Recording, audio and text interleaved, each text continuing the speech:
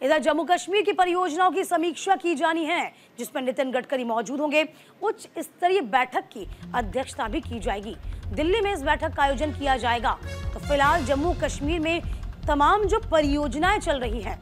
उन परियोजनाओं में किस तरीके से काम चल रहा है, किस तरीके से वो गति पकड़े, इन तमाम चीजों को लेकर अब एक उच्च स्तरीय बैठक की जाएगी। समीक्षा बैठक का ये आयोजन किया जाएगा। देखिए, नितिन गडकरी किस तरीके से सड़क परिवहन मंत्री रह चुके हैं और एक बार फिर से 3.0 में उनको वापस से जगह मिली है, वहीं से मंत्रालय उनको सौंपा गया है, जो इस बात की तस्दीक करता है कि अपने 5 साल के कार्यकाल में उन्होंने बहुत कुछ करके दिखाया। वर्ल्ड क्लास इंफ्रास्ट्रक्चर बनाया, सड़कों का जो जाल देश भर में फैलाया वो काबिले तारीफ है। और अब जो ध्यान केंद्रित किया गया है वो जम्मू कश्मीर पर है, क्योंकि जम्मू कश्मीर में तमाम परियोजनाएं चल रही हैं, उसको लेकर जो समीक्षा बैठक की जा रही है, इन समीक्षा बैठक के जरिए तमाम चीजों की जो मौजूदा स्थिति है उस पर नजर बनाए रखी जाएगी। और तमाम जानकारी के साथ हमारे सहयोगी आनंद इस पूरी खबर पर नजर बनाए हुए हैं। आनंद, आज की जो बैठक है वो कितनी खास हो जाती है, क्योंकि जम्मू कश्मीर में जो परियोजनाएं चल रही हैं उन परियोजनाओं में क्या विकास होना है, क्या कुछ आगे किया जाएगा, कैसे डेवलपमेंट हो, उसी को लेकर समीक्षा बैठक होगी और कौन कौन इसमें शामिल हो सकता है। आनंद जी बिल्कुल, आपने सही कहा। आज जम्मू कश्मीर को लेकर दिल्ली में बड़ी बैठक होगी और उसकी अध्यक्षता खुद road transport and highway minister Nitin Gadkari करेंगे। दरअसल 10 साल से लगातार बड़े बड़े इंफ्रास्ट्रक्चर जम्मू कश्मीर को दिए गए हैं, उसको लेकर कितनी प्रगति हुई है और कितना बदलाव आया है, उसको लेकर समीक्षा की जाएगी। और उसके साथ साथ ये भी देखा जाएगा कि जम्मू कश्मीर की उन्नति को लेकर आगे क्या कर सकते हैं। दरअसल आप जम्मू कश्मीर की जब टोपोग्राफी देखेंगे तो कहीं ना कहीं आप देखेंगे कि पहाड़ है, फिर समतल है और पहाड़ के साथ साथ घाटियां हैं, तो उसको लेकर वहां पर हमेशा ही डेवलपमेंट एक बड़ी टारगेट रहता है या कहीं कोशिश की जाती है कि जल्दी से जल्दी ज़्यादा से ज़्यादा चीज़ें आगे बढ़ाई जा सके, रोड ट्रांसपोर्ट को एक मुकम्मल जगह तक पहुंचाया जा सके। लेकिन उसको लेकर हमेशा ही एक बड़ा टास्क होता है, क्योंकि जो टोपोग्राफी है जम्मू कश्मीर की वो बाकी देश से अलग है, क्योंकि पहाड़ है, खाइयां हैं और उसके साथ साथ बहुत कम जम्मू की अगर बात की तो प्रांत वहां पे तो आपको थोड़ा समतल दिख जाएगा, लेकिन जैसे कश्मीर में आप बढ़ते हैं तो बिल्कुल आपको पहाड़ के साथ साथ खाइयां देखने को मिलती। तो यही कारण है कि 10 साल से लगातार ट्रांसपोर्ट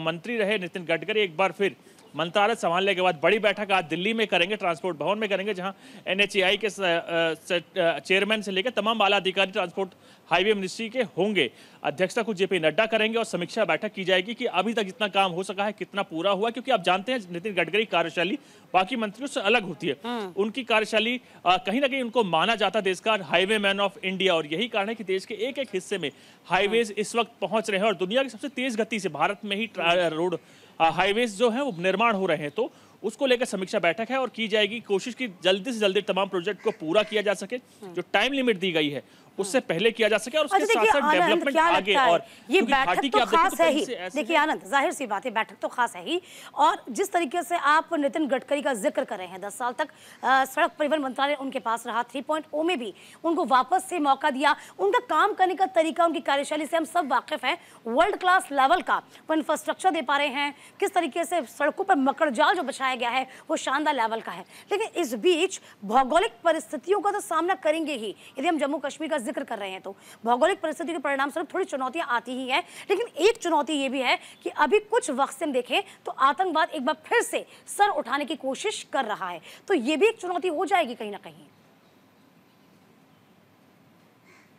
जी बिल्कुल, आपने सही कहा। और आतंकवादी की अभी थोड़ी देर पहले जो घटनाओं को लेकर आप खबर दे रही थी उसमें यह भी है कि आप पहले लगातार इस प्रकार की चीजें आप कश्मीर में सुनती थी, लेकिन अब की बार सोची समझी साजिश के तहत ये तमाम आतंकवादी जम्मू को टारगेट कर रहे हैं। दरअसल जम्मू माना जाता है, जम्मू और कश्मीर में जो वो प्रांत है जो आतंकवाद का पहले तो दंश झेलता था, लेकिन अब जो चीजें वहां बदली हैं, डेवलपमेंट वहां हुआ है, तो उससे कहीं ना कहीं अब कश्मीर में ही इस तरह के वो भी 2 जिले, मात्र 2 जिलों में अब इस चीज सुनाई देती थी, लेकिन जब अब सोची समझी साजिश के तहत इसको आगे बढ़ के जम्मू में लाया जा रहा है, तो कहीं ना कहीं इसके पीछे एक बहुत बड़ी साजिश है, क्योंकि जम्मू ही वो प्रांत है जहां तमाम डेवलपमेंट कश्मीर का आपको देखने को मिलेगा, इंडस्ट्री देखने को वहां मिलेंगी, रोड ट्रांसपोर्ट हाईवे से कहीं ना कहीं जो पर कैपिटा इनकम है लोगों की वो बढ़ी है। यही कारण है उस शांति पे कहीं ना कहीं खलल डालने को लेकर आतंकवादियों ने अपनी सोची समझी साजिश के तहत ही श्रद्धालुओं पर हमला किया और जम्मू के बाकी हिस्सों में अलग अलग हमला कर रहे हैं। तो कहीं ना कहीं इसको लेकर जहां से एजेंसियां भी समझ रही हैं, क्योंकि जो आतंकवाद है अब जम्मू कश्मीर में अपनी आखिरी सांसें ले रहा है, तो कहीं ना कहीं उसको दिखाने के लिए और ये चीजों को कहीं ना कहीं दर्शाने को लेकर ही यही